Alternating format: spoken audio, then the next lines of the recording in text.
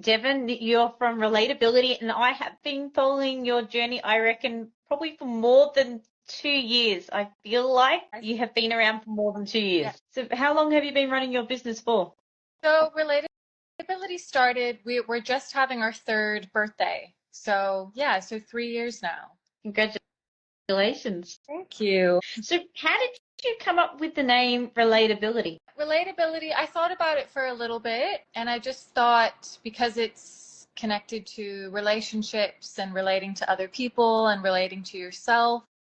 When I don't remember how it came to me, but when I thought of it, I just felt like it really fit. And yeah, it seems to work really well. It seems like people can understand the name linked with what we do.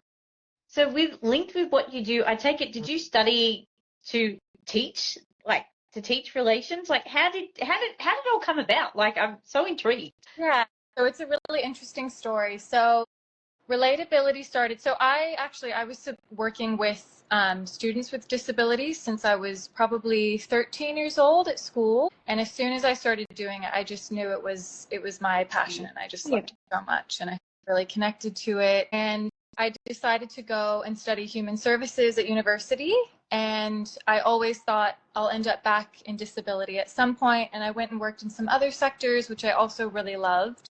But I was always getting called back to disability. And when I started working in the sector, I was actually supporting a middle-aged man in Brisbane. And one of the first things that he told me when we were talking about like what are his life goals and what are the things that he wants to achieve, and he was saying, I really want to explore love and I really want to find a partner. Yeah. And I was really, really excited. I was like, oh, I've never supported anyone for this before. Yeah. So we started going out and exploring like the mainstream dating events in Brisbane, all the speed dating, looking at different online options.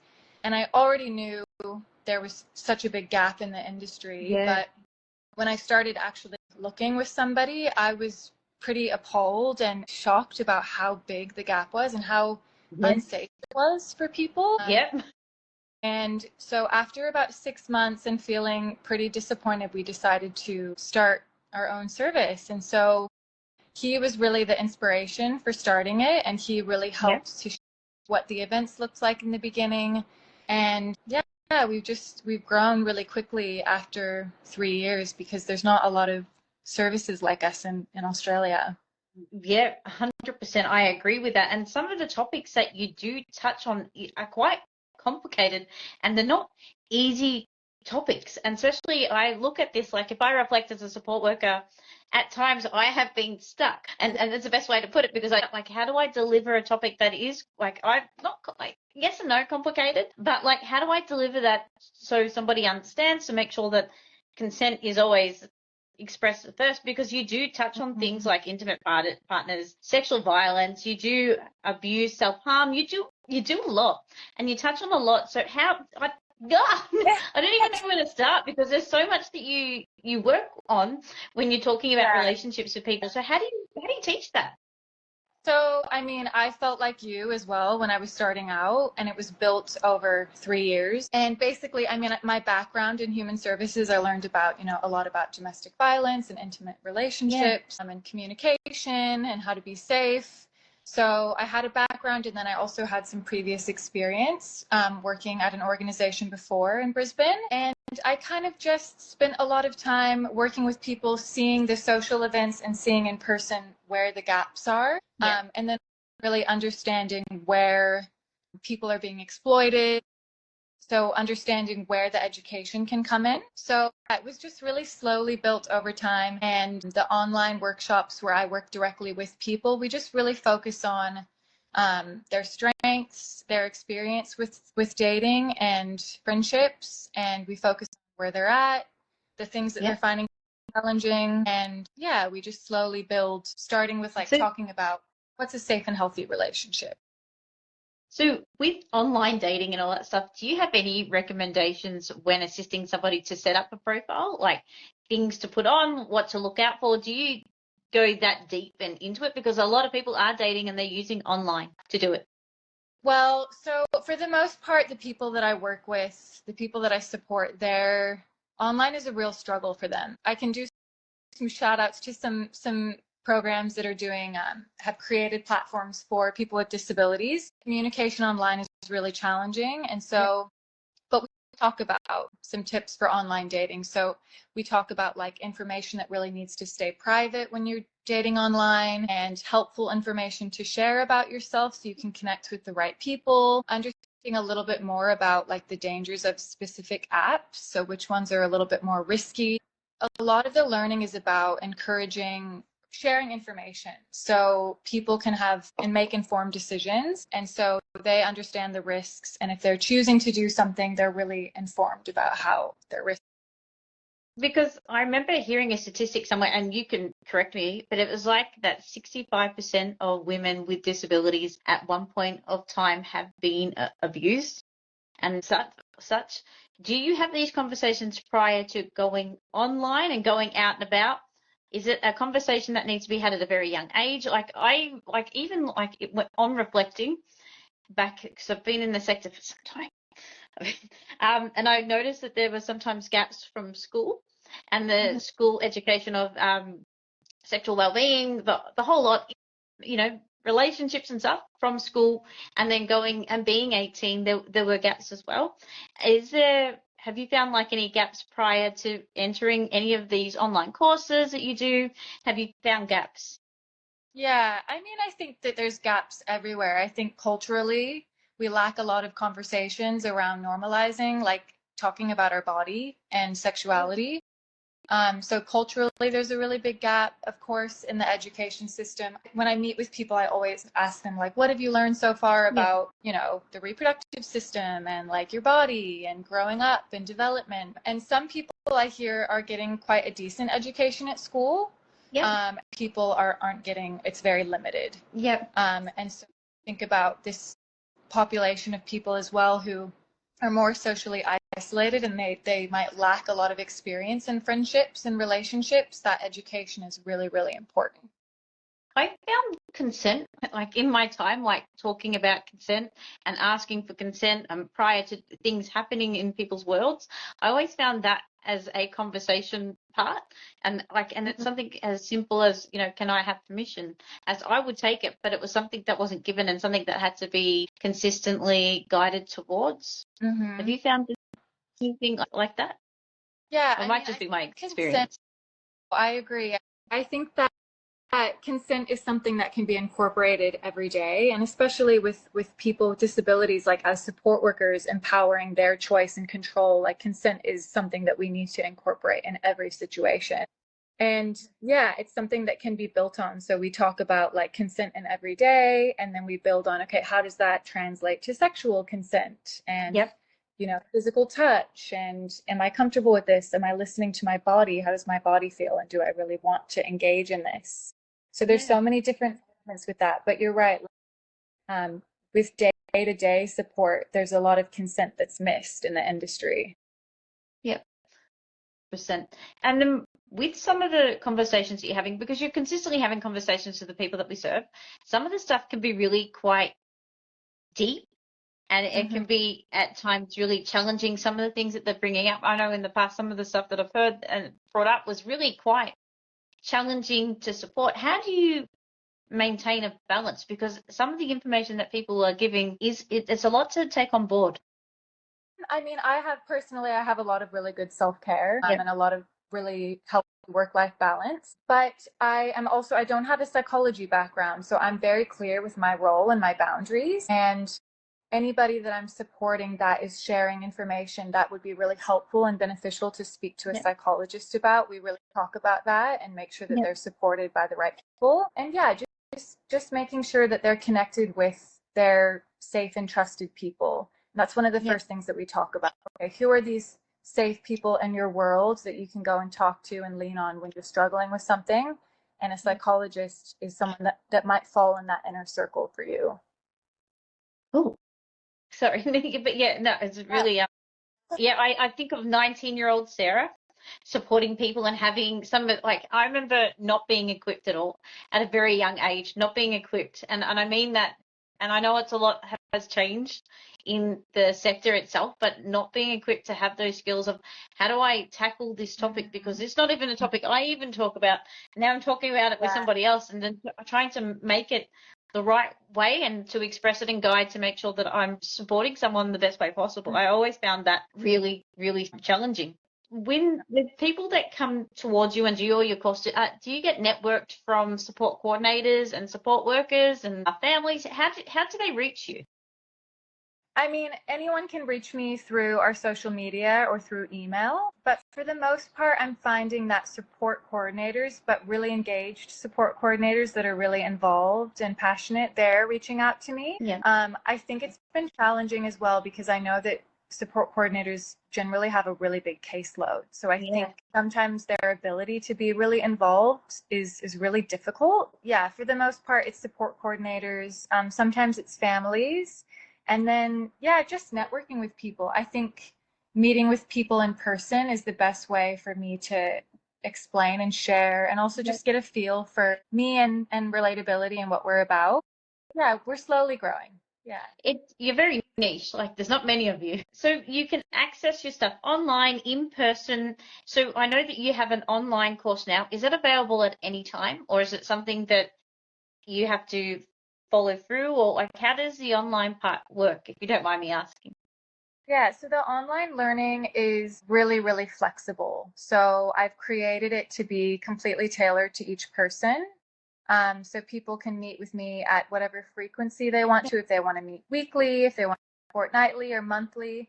I've noticed the most beneficial outcomes for people that are meeting weekly, just to really integrate and keep the conversations going. But it's really up to the person, and we can start whenever. I work with people whenever they all like over to start. Australia. All over Australia, yeah. That's the beauty of being online. Once they access your course, like once you do your course, you also do actual events where you can turn up and you meet other people and you can go have a social drink and it's not frowned upon. How do you organize that? Like how do you put all this together? Yeah, it's a lot of work. So we started with the social events. Basically, I mean, one of the biggest challenges for me is finding the right spaces that are really accessible. A lot of spaces will say they're accessible and they're not really accessible. Yeah.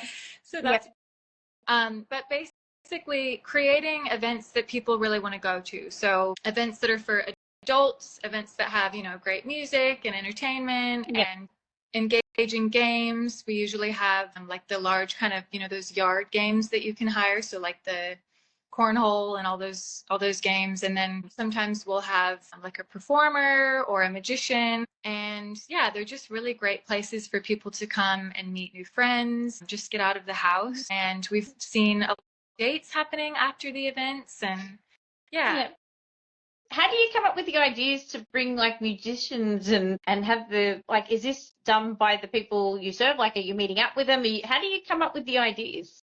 So we, I mean, I don't know how I came up with the idea for a magician, but I think that we have like a planning committee where I meet with the people in our community and they help to plan the events. And that's been really, really helpful because then they're events they want.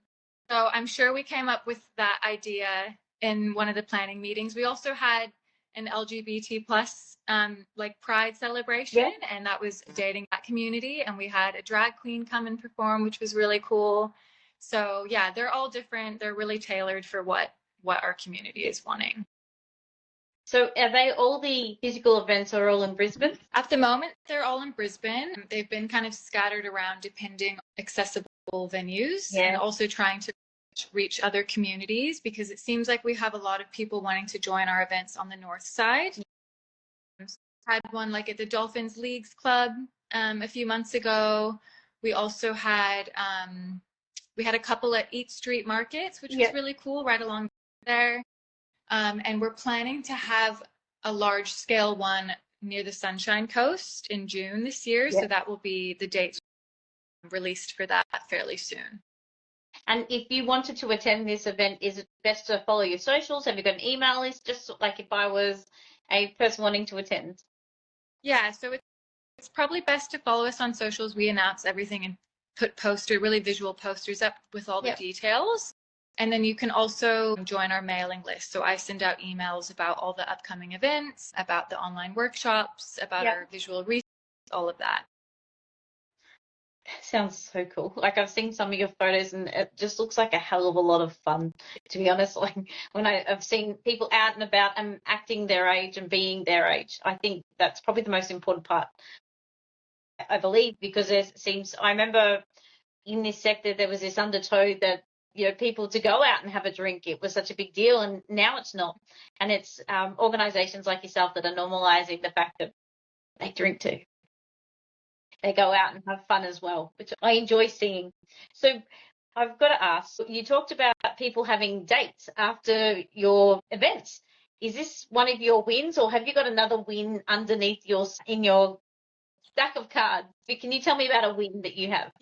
Yeah, I mean, I think I was actually just chatting with someone about this the other day. They were like, how do you know that you've been successful? And I, like, at the events, if I look around and people are like mingling and smiling, that's like so amazing already. But we've had a few people go on dates afterwards, which is always really cool. I don't usually check in afterwards because I leave it to people, but sometimes they'll reach out and they're like, I'm on a date tonight, which is really exciting to hear. And we also had a couple last year who had previously met at one of our events. About a year and a half later, he proposed to his partner at one of our events, which was really, really cool. Yeah. They met at an event and he really wanted to propose at a following event. I would have ugly cried for sure. I would have had like the biggest ugly cry if I had a sing. Did that just melt your heart? Yeah. It would have. And that is success there. Yeah. It was really, really nice. Now, I don't even know if you can beat that. Are you planning, are you going to, like, do you reckon you'll end up going to the wedding? Ooh, I don't know. Oh, that's a good question. I did chat with them, and they were starting to plan. So yeah. Yeah, that is cool. That is really cool. I would have ugly cried for sure. So what is your dreams and, you know, for the future, like with your business? So for the future, what is your dreams for relatability? Like, where do you see it heading? My dreams for relatability, I mean, my passion is like social outcomes, just seeing people connect. I mean, I believe that relationships are the most beautiful part of life, and I think everyone should be able to experience that. And so I would really be passionate about connecting with other people living in different in Australia and supporting them to start building like their own version of this. And I don't know if there's anyone interested in that, but I just would love to see more of this happening, more conversations happening. Yeah, that's probably my really big dream with relatability. Sorry, off topic, but you said it. Do you teach heartbreak, like when people get broken up with and like what happens then? Is that a part of it as well? Yeah. I mean, I guess I don't teach heartbreak. I think that we explore. Yeah. Sorry. I think we talk about, that's actually in the confidence workshop, because we talk about dealing with some of those really challenging feelings that come up while you're dating. Yeah. So feelings of rejection, feelings of loneliness, and basically the way that your mind works when you're feeling rejected and how you can grieve and pick yourself back up and keep trying. So yeah, we talk about heartbreak. The reason why I brought this up, and I find it quite funny, I was talking about this the other day in Melbourne. There used to be on the radio station called, I think, Love Song Dedication. I remember once getting broken up with, listening to that, eating a cheeseburger, crying ugly. And then I was talking to somebody in the sector. I was like, God, I had the opportunity to eat a cheeseburger, listen to Richard Mercer, Love Song Dedication, cry ugly. I wonder what other people do. Like, how does it work for them? Like, if you don't have the opportunity to cry ugly into a cheeseburger, we should all have this opportunity. Well, it's interesting too, because I was talking to someone about dealing with heartbreak the other day, but we talk about how healthy and natural it is to experience those really dark emotions and get through those hard times in life. And everyone should have an opportunity to experience it. And you're right. That's the aim of the game about life, is about relationships that you build and grow. That's really beautiful. I like that.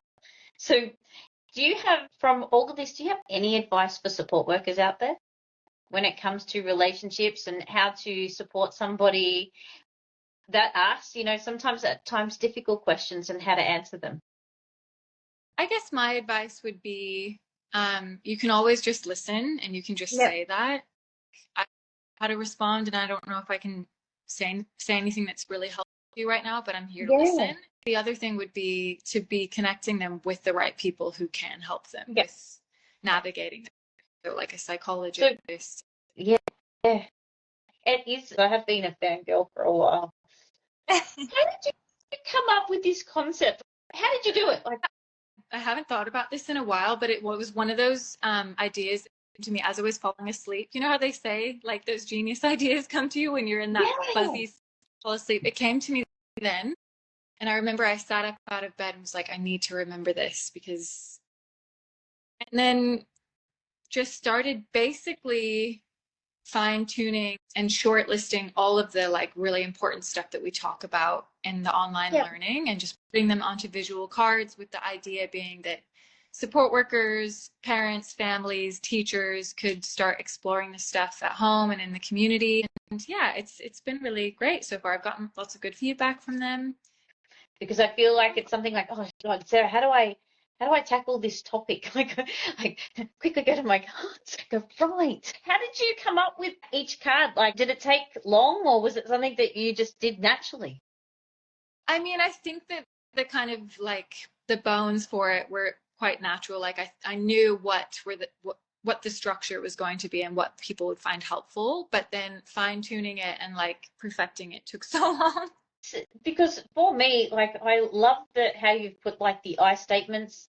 I love about the body language. For me, these have been fantastic, and I think this is probably why I fangirled you. So I think now that this generation below me calls it love bombing. So I think I might be love bombing you. I'm not quite sure of the context, but I do enjoy these. I think for me, for conversation starters, especially when it is a bit iffy at the best of times and I don't know how to have the conversation, like besides the obvious of, each title and then you've got your questions, how do you use them in like when you're supporting people? So, I mean, those cards, I don't use those in sessions with people, but the information is basically in the online learning anyways. But they're just, like we'll be exploring an idea together, and it's more about like, what have you heard before? So understanding where their understanding is at, maybe address like misconceptions and myths about certain topics, or talking about any role modeling they've seen related to certain topics, or like finding where the gaps are and what they're finding challenging. Yeah, those questions, I hope those questions help people to just go deeper into conversations about and just connecting, even just connecting support workers they're supporting. I love them. So thank you. Thank you so much for creating them. And that's, I think, why I've been such a bit of a fangirl, and I had to have you on. You're on my list. You're on my list for lives, because I knew that a product like this couldn't be unnoticed and should really get the airtime that it deserves. You've put so much effort into this and a lot of work. So as a support worker, thank you. Thank you so much. So have you got any other products coming up that you've created? That is the Safe and Healthy Relationships deck. Yeah, I've actually developed, I can send to you the Body Basics cards. So that's more of a deep dive into like understanding the body and the reproductive system. And it's understanding more about like sexuality and overall well-being, understanding the different functions of the different sexual body parts, and just really normalizing like talking about the body. I can tell that you've definitely had in your career and your time that you have worked with people with complex communication, because the way that the pictures are set and the English and how it's written, your expertise shows. So you've got 2 sets of cards. Have you got some products as well, like tees and stuff like that for your peeps? T-shirts? Yeah, I saw them. Yeah. So we have, is that what you were asking about, T-shirts or? Yes. So you've got your cards, is it T-shirts and hoodies? You've got a shirt, and we did have hats before, but we don't have those right now. So we have T-shirts. 100% of the profits go towards our social events. Yeah, our visual cards. Beautiful. So you're pretty much reinvesting as much as you can into your business to make sure that we can guide people And, we're all learning. It's not, you know what I love about your business? It's not just about supporting the people that we serve, it's also supporting the people around them as well, which I Yeah. think I thoroughly enjoyed your journey, because you're working with support workers, with families, with support coordinators, the group around that person, to be able to deliver and support that person to where they would like to go.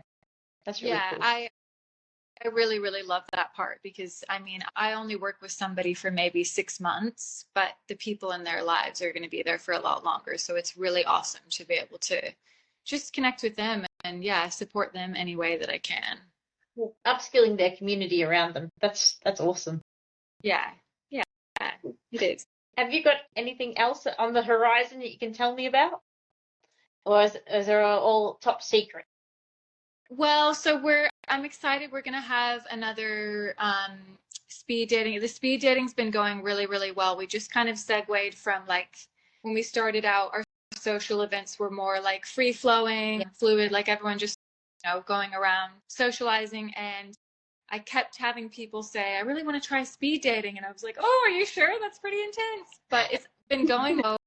Just really clear about sharing with people what speed dating is before they join, because it is a different way to date. I was just so amazed with how well it went, and just seeing how many people turned up and how brave they were, because it was quite confronting and I think nerve-wracking for a lot of people.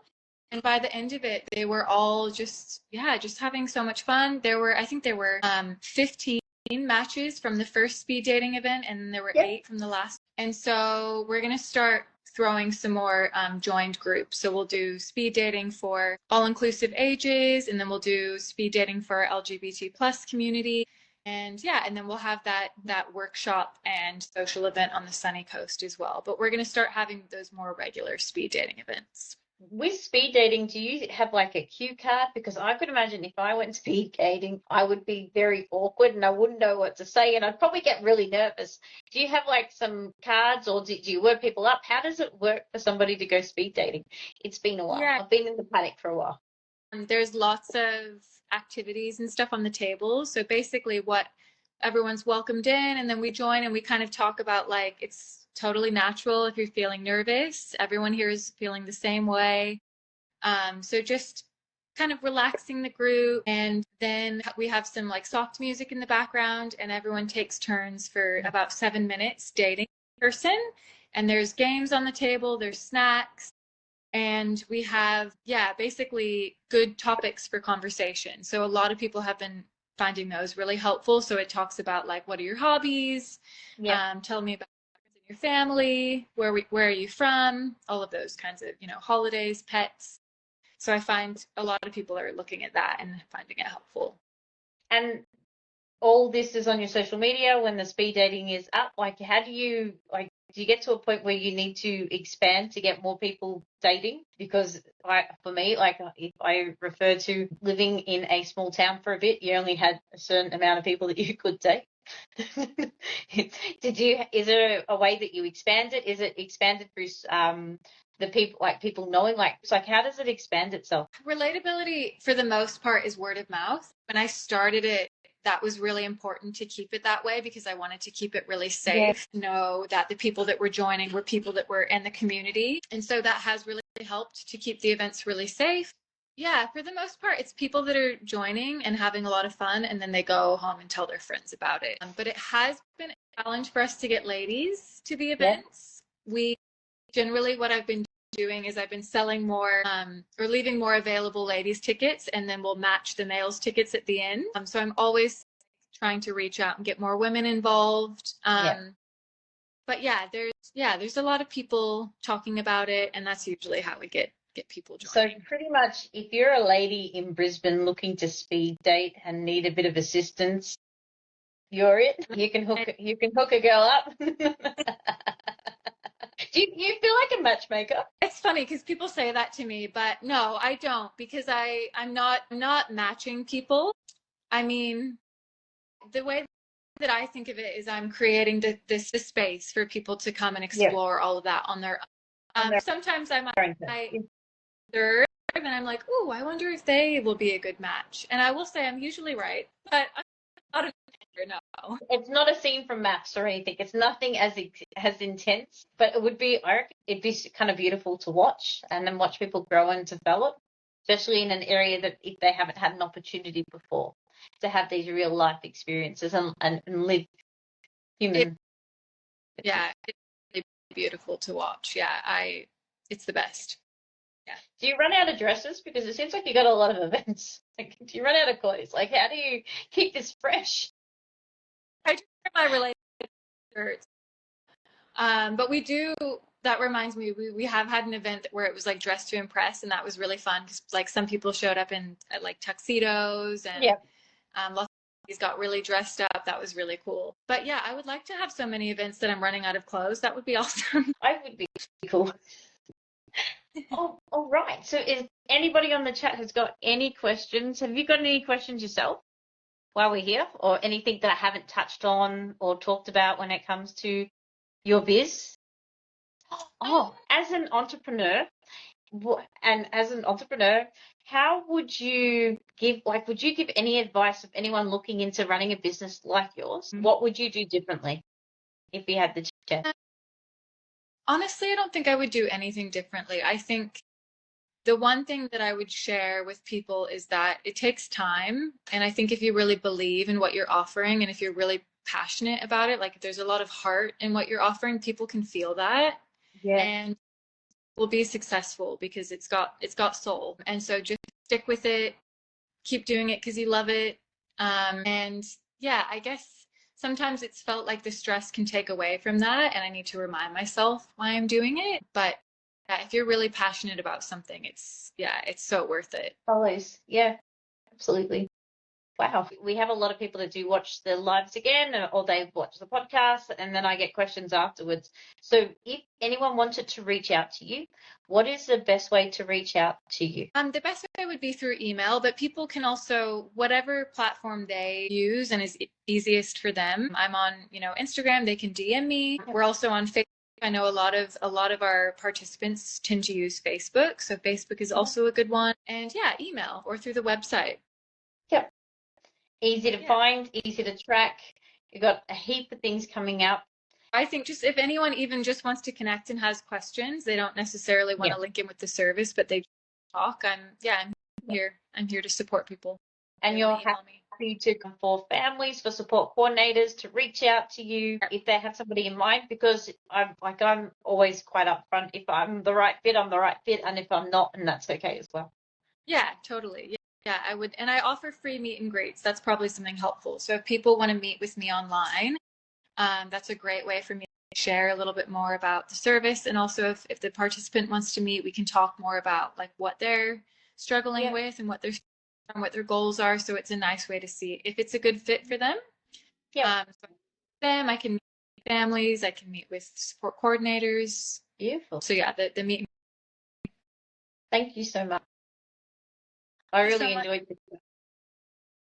Thank you. I was just a fangirl. I think it's just because I have a deep appreciation what you do, and I can see what you do, and it really, you do really glow, and it shows. Like when you're really passionate about something and you love something, it shows through your work that you do. And you had me on the cards. Thank you so much. Thank you so much, Sarah. That's all right. All right. Have a lovely night. Thank you so much for joining me. Thank you so much. Have a good night. All right. See you, mate. Bye.